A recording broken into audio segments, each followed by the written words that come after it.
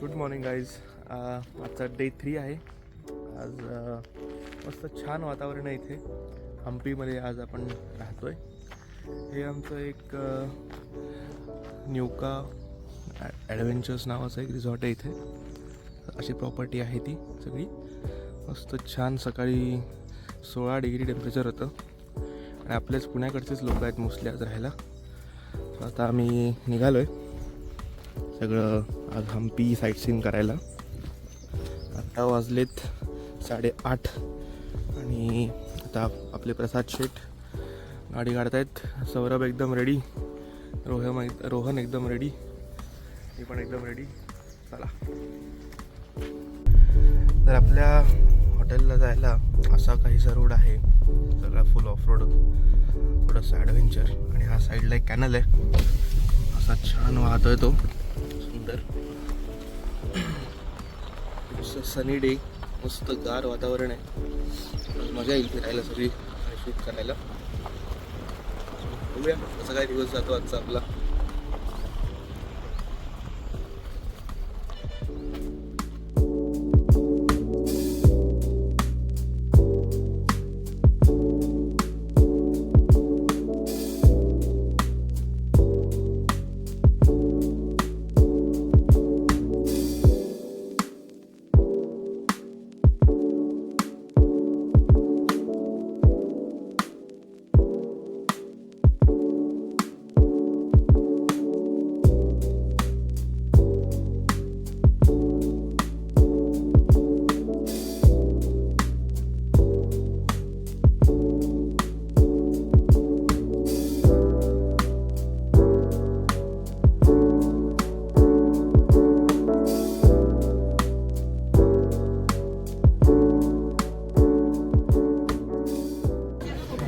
आपण आता इथे पोचलो आहे. विजया विठ्ठल मंदिर जे आहे तिथे परत स्कॅन करून तुम्ही ऑनलाईन तिकीट्स काढायची. आणि अशी मोठी लाईन आहे आणि इकडे बस वगैरे येते. सो इथे बस थांबते, मग त्यांनी बसायचं लोकांनी, मग ते घेऊन जाते आतमध्ये. बघूया किती आत आहे आता, माहीत नाही.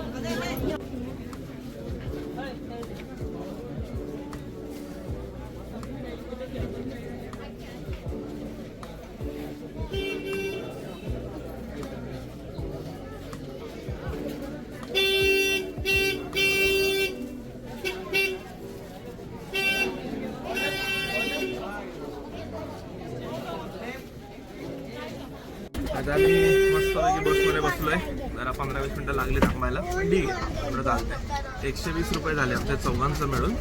आणि हे असं आता आम्ही निघालो आहे बघायला. हे असं आहे मागे. आणि तिकडे सगळं पार्किंगचा एरिया आहे त्या साईडला. आणि इथे जवळजवळ 6-7 पॉईंट्स आहेत सगळे मिळून. तर आता हे बस प्रत्येक पॉईंटला जाऊन तुम्हाला थांबवणार तिथे. तर मित्रांनो, आज मी तुम्हाला अशा एका ठिकाणी घेऊन आलोय ज्याला दगडांवरील काव्य म्हटलं तर वावगं ठरणार नाही. आपण आलो आहोत कर्नाटक राज्यातील हम्पीमध्ये. तुंगभद्रा नदीच्या काठी वसलेलं हे हम्पी म्हणजे एकेकाळच्या वैभवशाली विजयनगर साम्राज्याची राजधानी. युनेस्कोच्या जागतिक वारसा स्थळांमध्ये समाविष्ट असलेलं हे शहर म्हणजे इतिहासाचा एक खजिनाच आहे. आणि याच हम्पीमधलं सर्वात महत्वाचं आकर्षण म्हणजे विजय विठ्ठल मंदिर, जिथे आज आपण फिरणार आहोत. मंदिराच्या मुख्य प्रवेशद्वाराकडे जाताना ही जी समोर मोठी मोकळी जागा आणि पडक्या इमारतींची लांब रांग दिसतीये, ती म्हणजे ऐतिहासिक विठ्ठल बाजारपेठ. ही बाजारपेठ तब्बल 1 किलोमीटर लांब आहे. विचार करा, 15व्या-16व्या शतकात इथे जगभरातून आलेले व्यापारी हिरे, माणिक आणि मोत्यांचा खुलेआम व्यापार करायचे. आज जरी इथे फक्त दगडी खांब आणि ओटे उरले असले तरी त्या काळातील विजयनगर साम्राज्याची श्रीमंती आणि वैभव इथल्या हवेत अजूनही जाणवतं. इथून चालताना असं वाटतं की आपण चक्क 500 वर्ष मागे गेलो आहोत. या बाजारपेठेच्या दोन्ही बाजूला असलेल्या ओट्यांवर बसून कधी काळी जगातील सर्वात श्रीमंत सौदे झाले असतील हे आठवूनच अंगावर काटा येतो. आता आपण प्रवेश करतोय मुख्य विजय विठ्ठल मंदिर परिसरात. हे मंदिर म्हणजे केवळ एक वास्तू नाही, तर भारतीय वास्तुकलेचा एक चमत्कार आहे. हे मंदिर भगवान विठ्ठलाला समर्पित आहे. इथल्या प्रवेशद्वारावरून आत गेल्यावर समोर जे दृश्य दिसतं ते पाहून क्षणभर श्वास रोखला जातो. इथलं कोरीव काम इतकं सूक्ष्म आहे की दगडावर चक्क कापडासारखी नाजूक नक्षी कोरलेली दिसते. या मंदिराच्या प्रत्येक कोपऱ्यात, प्रत्येक भिंतीवर पौराणिक कथा आणि विजयनगरच्या संस्कृतीची झलक पाहायला मिळते. इथल्या कल्याण मंडप आणि अम्मान मंदिर या उपरचनांकडे नीट लक्ष द्या. तिथली नक्षी तर इतकी जिवंत आहे की जणू दगडात प्राण फुंकले आहेत. आणि हे बघा, ज्याची आपण सर्वजण आतुरतेने वाट पाहत होतो, जगप्रसिद्ध दगडचा रथ. हा रथ म्हणजे हम्पीची खरी ओळख आहे. हा पूर्णपणे अखंड दगडाचा नसून अनेक दगडांना इतक्या अचूकपणे जोडलंय की तो एकसंध वाटतो. तुम्हाला माहितीये का, या रथाची चाकं पूर्वी खरंच फिरू शकत होती. हा रथ म्हणजे भगवान विष्णूंचे वाहन असलेल्या गरुडाचे मंदिर आहे. या रथावरची नक्षी, ते हत्ती आणि समोरचे 2 घोडे पाहून मन थक्क होतं. आपल्या 50 रुपयांच्या नोटेवर जे चित्र आहे ते याच रथाचं आहे. हा रथ विजयनगरच्या राजांच्या सौंदर्यात्मक दृष्टीचा एक उत्कृष्ट नमुना आहे, जो काळाच्या ओघात आजही दिमाखात उभा आहे. आता आपण जाऊया सर्वात आश्चर्यकारक अशा म्युझिकल पिलर्स कडे. या मुख्य मंडपामध्ये 56 असे खांब आहेत, ज्यांना सप्तस्वर खांब म्हटलं जातं. जर तुम्ही या खांबांवर हाताने हलकी थाप मारली तर चक्क सा रे ग म प असे संगीताचे 7 सूर ऐकू येतात. आश्चर्याची गोष्ट म्हणजे हे खांब आतून पोकळ नाहीत, तर ते भरीव दगड आहेत. प्रत्येक खांबातून वेगळा ध्वनी निघतो. काही खांबातून वाद्यांचा आवाज येतो, तर काहीतून चक्क मृदंगाचा. इंग्रजांना सुद्धा हे कसं शक्य आहे हे पाहण्यासाठी 2 खांब कापून बघितले होते, पण त्यांना आत काहीच मिळालं नाही. आजही हे एक मोठं रहस्य आहे की त्या काळी कोणत्याही आधुनिक यंत्राशिवाय असं संगीत देणारं इंजिनिअरिंग कसं शक्य झालं असेल. या संपूर्ण मंदिर परिसरात फिरताना तुम्हाला जाणवेल की इथली ऊर्जा किती वेगळी आहे. इथल्या रंगमंडपात होणारे नृत्य उत्सव आणि संगीत सोहळे किती भव्य असतील याची कल्पनाच केलेली बरी. इथल्या खांबांवर तुम्हाला विविध प्राण्यांची, विदेशी व्यापाऱ्यांची आणि नर्तकींची चित्रे कोरलेली दिसतील, जे त्या काळच्या जागतिक व्यापाराची साक्ष देतात. असं म्हटलं जातं की पांडुरंग स्वतः पंढरपूरहून इथे राहण्यासाठी आले होते, पण हे मंदिर आणि इथलं वैभव इतकं जास्त भव्य होतं की त्यांना तिथे राहणं संकोचाचं वाटलं आणि ते पुन्हा आपल्या साध्या भोळ्या पंढरपूरला परतले. मित्रांनो, विजय विठ्ठल मंदिर म्हणजे केवळ दगडांचं बांधकाम नाही, तर ती आपल्या पूर्वजांची कला, त्यांची जिद्द आणि भारताचा सुवर्ण इतिहास आहे. इथल्या प्रत्येक कोरीव कामात एक वेगळी गोष्ट दडलेली आहे. तुंगभद्रा नदीच्या काठी वसलेलं हे मंदिर आपल्याला आपल्या गौरवशाली वारशाची याद करून देतं. तुम्ही जेव्हा कधी हम्पीला याल तेव्हा इथे फक्त फिरण्यासाठी नका येऊ, तर थोडा वेळ शांत बसून इथल्या दगडांमध्ये दडलेला तो काळ अनुभवण्याचा प्रयत्न करा. ही वास्तू जितकी वेळा बघाल तितकी ती नवीन वाटते. हे ठिकाण पाहिल्यावर आपली मान अभिमानाने नक्कीच उंचावते.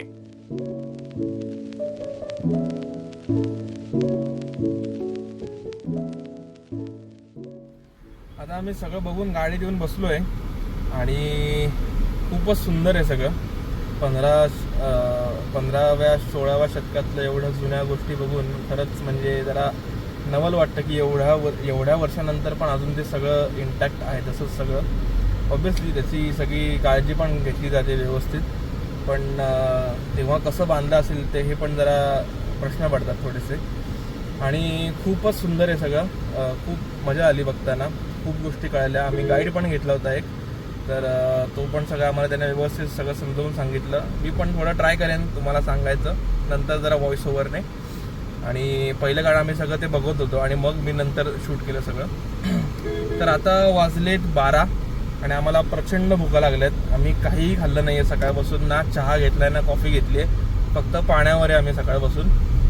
तर आता इथे मँगो ट्री म्हणून एक कॅफे आहे, तर तिथे जाणार आहे. होप की तिथे मिळेल आम्हाला जागा, कारण प्रचंड गर्दी आहे आज इथे. खूप लोक आहेत आणि सगळी आपल्याकडची महाराष्ट्रातली लोक आहेत. तर बघूया आता तिथे कसं काय आहे, ते काय खायला मिळते काय नाही मिळत ते. आणि आता निघालो आम्ही इथून. रौंदळ कसं वाटलं? छान, अद्भुत अद्भुत. रोहन सर, सौरभ सर, मस्त मस्त. हे इथं मँगो ट्री म्हणून एक प्रसिद्ध रेस्टॉरंट आहे. इथे आलो आहे आम्ही आणि आम्ही ऑथेंटिक थाळी घेतली आहे, मस्त अशी सुंदर आणि खूपच टेस्टी आहे. Let's see. आता हे क्वीन्स बाथ म्हणून एक जागा आहे, हे आपण आलो आहे बघायला. इथे यावेळेस खूपच स्कूल ट्रिप्स आल्यात, त्याच्यामुळे प्रचंड गर्दी झाली आहे. आता आपण आलो आहोत हम्पीच्या रॉयल एन्क्लोजर जवळ असलेल्या क्वीन्स बाथ म्हणजेच राणीच्या स्नानागारापाशी. बाहेरून अत्यंत साधी वाटणारी ही वास्तू आतून मात्र इंडो इस्लामिक वास्तुकलेचा एक अद्भुत नमुना आहे. हे त्या काळातील एक शाही स्नानगृह होते. याच्या मध्यभागी एक विशाल पाण्याचा हौद असून त्याच्या बाजूला सुंदर नक्षीकाम केलेले झरोके आणि गॅलरी आहेत. येथील विशेष आकर्षण म्हणजे छतावरचे घुमट आणि कमानी, ज्या आजही सुस्थितीत आहेत. तुंगभद्रा नदीतून चॅनेलद्वारे या ठिकाणी पाणी आणले जात असे. विजयनगरच्या राण्यांच्या ऐशारामी जीवनशैलीची साक्ष देणारी ही शांत आणि थंड जागा आजही पर्यटकांना थक्क करते.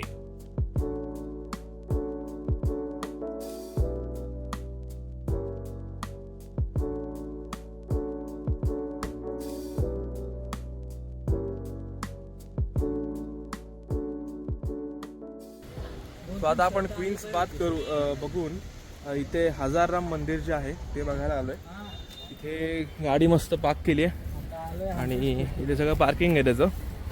आता इथे पुढे लोटस महाल आहे पुढे गेल्यानंतर, पण त्याच्या आधी इथे हे हजारराम मंदिर जे आहे ते तिकडे बॅक साईडला आहे तिथे, तो तिथे जायचं आहे. इथे ह्या पॉईंटला बरेच गोष्टी आहेत, क्वीन्स बाथ, लोटस महल, हे हजारराम मंदिर आणि अजून अशी छोटी छोटी गोष्टी आहेत त्या तुम्ही हाच रोड आहे, ह्याच रोडवर सगळं आहे ते, सो ते आपण कन्व्हिनियंटली बघू शकतो. तर आता बघूया हे हजारराम मंदिर कसं आहे ते. हे आहे हजारा राम मंदिर. 15व्या शतकाच्या सुरुवातीला राजा देवराय द्वितीय यांनी हे मंदिर बांधलं. हे मंदिर विजयनगरच्या राजांचं खासगी मंदिर होतं, म्हणजेच फक्त राजघराण्यातील व्यक्तीच इथे पूजेसाठी येत असत. या मंदिराच्या नावामागचा अर्थ खूप रंजक आहे. हजारा राम म्हणजे हजार राम. तुम्ही जर मंदिराच्या भिंतींकडे नीट पाहिलं तर तुम्हाला लक्षात येईल की इथे प्रभू श्रीरामाच्या हजारो प्रतिमा कोरलेल्या आहेत, म्हणून याला हे नाव पडलं. मंदिराच्या बाहेरील भिंतींकडे एकदा नजर टाका. इथे तुम्हाला 5 थरांमध्ये अप्रतिम कोरीव काम दिसेल. यामध्ये हत्ती, घोडे, सैनिक आणि नर्तकींच्या रांगा आहेत, ज्या त्या काळातील विजयनगरच्या लष्करी सामर्थ्याचं आणि उत्सवांचं दर्शन घडवतात. विशेष म्हणजे दरवर्षी साजरा होणारा महानवमी उत्सव कसा असायचा याचं जिवंत चित्रण या भिंतींवर पाहायला मिळतं. आता आपण मंदिराच्या आतल्या भिंतींकडे वळूया, जे या मंदिराचं सर्वात मोठं वैशिष्ट्य आहे. इथे संपूर्ण रामायण दगडांवर कोरलेलं आहे. श्रीरामाचा जन्म, वनवास, सीताहरण आणि रावण वध यांसारखे महत्वाचे प्रसंग एकामागोमाग एक अशा क्रमाने कोरले आहेत की तुम्ही नुसतं मंदिराभोवती प्रदक्षिणा मारली तरी तुमचं पूर्ण रामायण वाचून होतं. हे केवळ कोरीव काम नसून ती एक स्टोरी टेलिंगची अद्भुत पद्धत आहे, जी 500 वर्षांपूर्वी वापरली गेली होती. मंदिराच्या मुख्य मंडपात प्रवेश केल्यावर तुमचं लक्ष वेधून घेतात ते म्हणजे तिथले काळ्या पाषाणाचे 4 खांब. हे खांब इतके गुळगुळीत आणि चमकदार आहेत की आजही ते नवीन वाटतात. या खांबांवर विष्णूच्या विविध अवतारांचे अत्यंत सूक्ष्म कोरीव काम केले आहे, जे विजयनगरच्या शिल्पकारांच्या कौशल्याचा कळस आहे. हजारा राम मंदिर म्हणजे केवळ एक धार्मिक स्थळ नाही, तर तो एक ऐतिहासिक दस्तऐवज आहे. एका राजघराण्याची आपल्या देवाप्रती असलेली श्रद्धा आणि कलेवरचं प्रेम या मंदिराच्या प्रत्येक दगडातून ओसंडून वाहतं. इथली शांतता आणि ते कोरीव काम आपल्याला एका वेगळ्याच सुवर्ण युगात घेऊन जातं.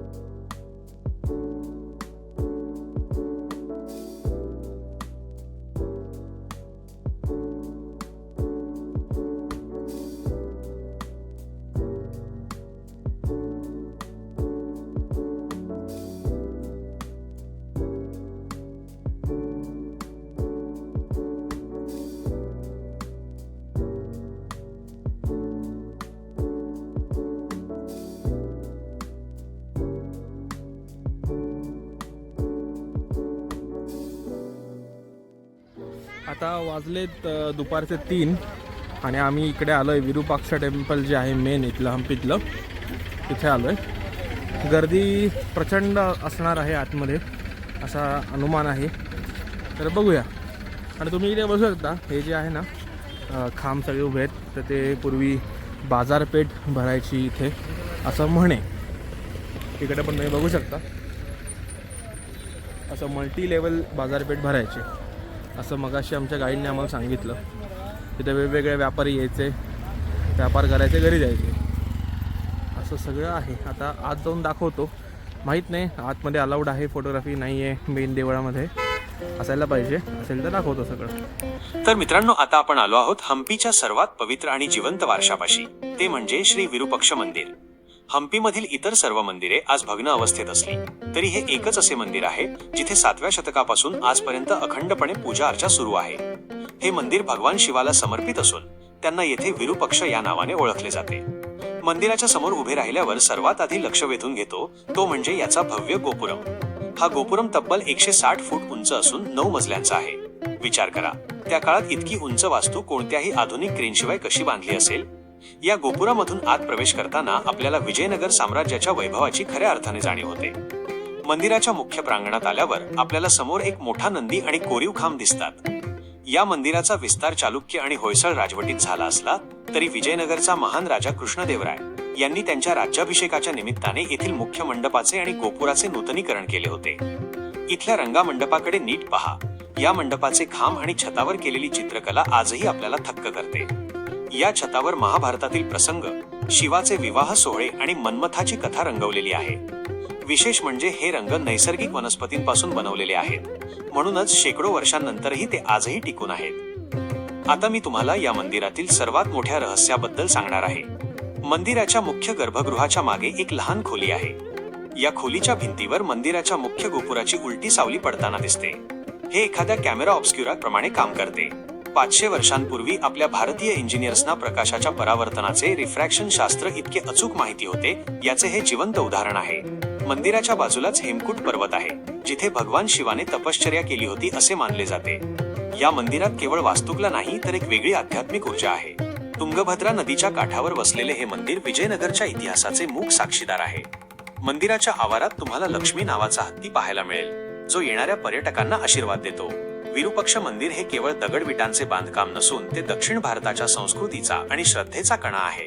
इथल्या प्रत्येक पायरीवर आणि प्रत्येक कोपऱ्यात इतिहासाच्या पाऊलखुणा उमटलेल्या आहेत. जेव्हा तुम्ही इथून बाहेर पडाल तेव्हा तुमच्या मनात या भव्य गोपुराची प्रतिमा आणि इथली शांतता आयुष्यभरासाठी घर करून राहील.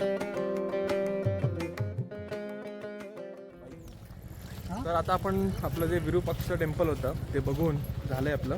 खूपच सुंदर दर्शन झालं. आतमध्ये अलाउड नव्हती फोटोग्राफी आणि व्हिडिओग्राफी, सो पण खूपच सुंदर दर्शन झालं. आता आम्ही इकडे आलो आहे मातंगा हिल्स म्हणून आहे, तिथे सनसेट बघायला चाललो आहे. वाजलेत आत्ता 4:30, पण आम्ही लवकर जाऊन बसतो आहे ना. आता कालसारखं परत व्हायचं, गर्दी असली तर परत मिस व्हायचं, त्यामुळे आज प्रिकॉशन म्हणून लवकर चाललो आहे. काल अडकलातच ना, तुझ्या डोक्यावरून माकडं गेली पळत झालं, विसरलास तू. तर तिकडे आता वर जायचं आपल्याला, तिथे लेट्स सी. आणि इथे ग्रुप ऑफ मॉन्युमेंट्स पण आहेत बरोबर त्या साईडला. तिकडे टेम्पल आहे समोर आणि इकडे हे सगळे मॉन्युमेंट्स आहेत.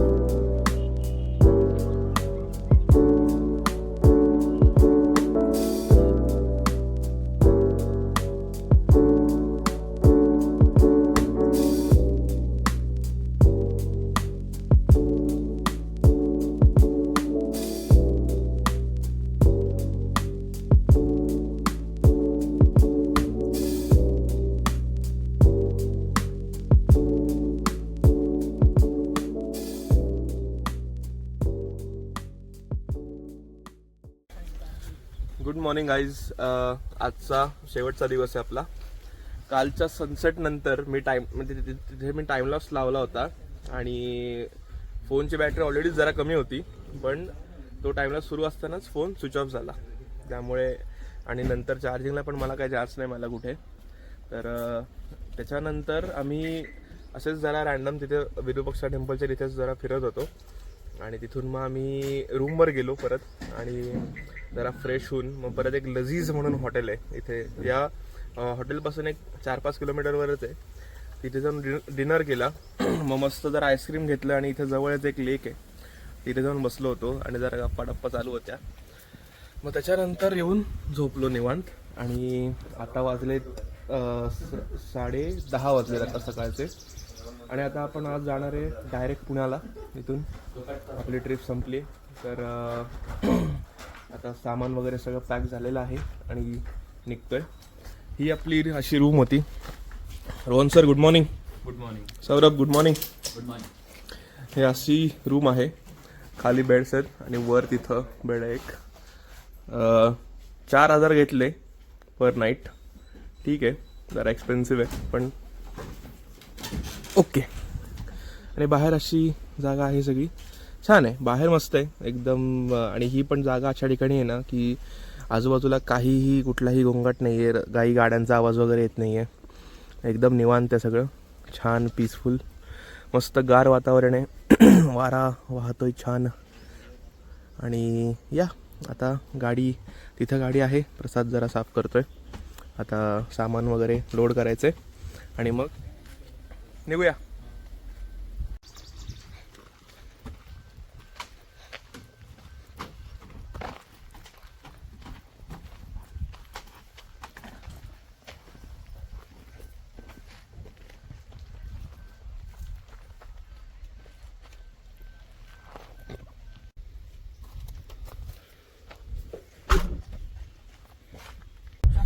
आता आम्ही निघालो इथून आणि मँगो ट्री म्हणून जे आपण जिथे काल लंच केला होता तिथंच चाललो आता ब्रेकफास्टला. वाजलेत 11:15, ब्रंचच आहे सॉर्ट ऑफ. तर बघूया काय आता तिथे खाता येतं इथे. तर आत्ता मी इथे हॉस्पिटलमध्ये आहे आणि इथे हे सून जे होतं त्याच्या बाजरुची म्हणून आहे हॉटेल, तिथे येऊन आम्ही आत्ता जेवणच झालं म्हणजे. आता इथून चाललोय तुंगभद्रा डॅमला, इथे जवळच आहे ते, अराउंड इथून 7.4 किलोमीटर्स आहे. 15 मिनिटात पोचूया. लेट सी कसा आहे तो डॅम. आम्ही खाली गाडी पार्क केली आहे आणि आता इथे चालत चाललोय.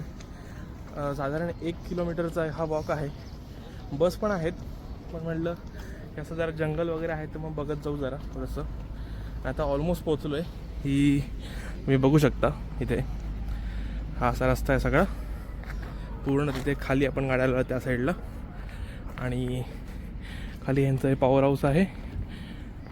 तुम्हाला मी इकडनं दाखवतो त्याला जवळून अजून. अरे सौरभ इकडे ये. वा वा वा वा, क्या बात आहे. हा असा कॅनल इथून सुरू होतोय पूर्ण खाली चालला आणि ह्या अशा बसेस आहेत पार्किंगमधून वर यायला.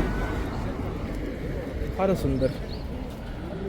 आणि हे खूपच मोठा डॅम आहे हा सौरभ. डॅम खूप मस्त आहे. Dam bro. ते घेऊन जाईल.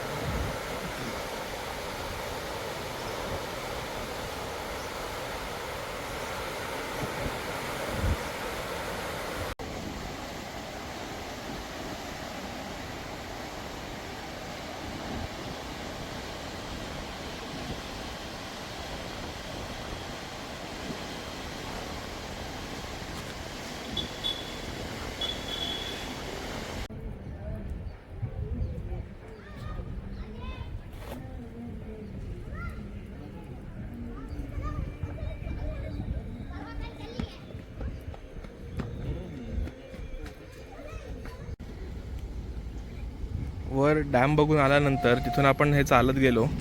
हाच रोड आहे तो सगळा. आता ही बस वर चालली आहे. असा तो रोड पूर्ण जातो वर तिकडे आणि हा छान आपला कॅनॉल सुरू होतो इथून आणि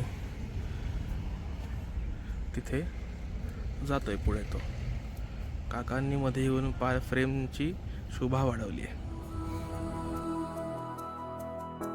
देखो इन्हें ये है ओस की बूंदें, पत्तों की गोद में आसमां से कूदे, अंगड़ाई ले फिर करवट बदल कर, नाजुक से मोती हंस दे फिसल कर, खो न जाए ये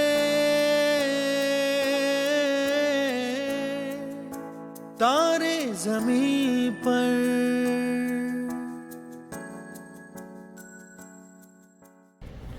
तर आता आपण बघितलंय तुंगभद्रा डॅम. खूपच विशाल डॅम आहे. असं वाटत होतं की समुद्रच बघतोय कारण एंड दिसतच नाही तिकडे. मस्त सगळं पाणी पाणी पाणी. डोळ्याचं पारणं फिटवणारा डॅम. डोण्याचं पारणं फिटवणारा डॅम. तर झालं आहे आता सगळं बघून. ट्रिप आपली संपली आहे. आता परत निघतोय पुण्याला जायला. आता थोडा वेळ मी चालवतोय, मग बघू रोहन किंवा औंधाळ चालवेल. भेटू आपल्या मूळ ठिकाणी, भेटू जिथून आपण ब्लॉग पुणे. स्टार्ट केला होता तिथं. आपली जन्मभूमी Bye-bye. मायभूमी पुणे.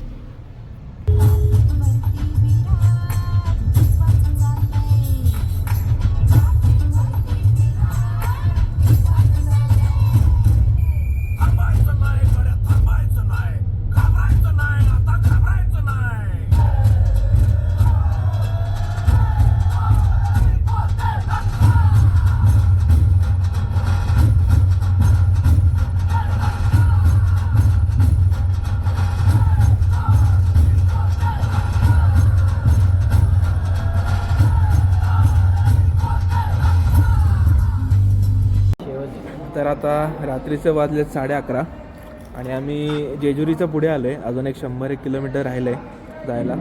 आता डिनर ब्रेक घेतला आहे आणि प्रचंड थंडी आहे, एकदम थंडी वाढली आहे. अरे बंद कर की तो. सॉरी 43 किलोमीटर राहिलं आहे अजून. आणि किती वेळ दाखवतोय? 1 तास दाखवतोय अजून. सो असं 1-1:30 पर्यंत बसून जाऊ आम्ही. सो जरा जेवतो आणि मग डायरेक्ट भेटूया तिकडे. आता वाजलेत रात्रीचे 1:30 आणि पोचलो आहे आम्ही पुण्यामध्ये. सौरभला सोडले, रोहनच्या घराखाली आहे आता आणि आता चाललो इथून. सो आता एंड करतो व्लॉग इथे. आय होप तुम्हाला ही हम्पी आणि बदामीची सिरीज आवडली असेल. लाईक करा, शेअर करा, सबस्क्राईब करा आणि कमेंट करून सांगा कसं वाटलं ते. आणि इवन अजून कुठल्या प्लेसेस जर तुम्हाला हव्या असतील बघण्यासाठी तर सांगा कमेंट्समध्ये. त्या पण मी करेन एक्सप्लोर जसं जमेल तसं. So until then, see you.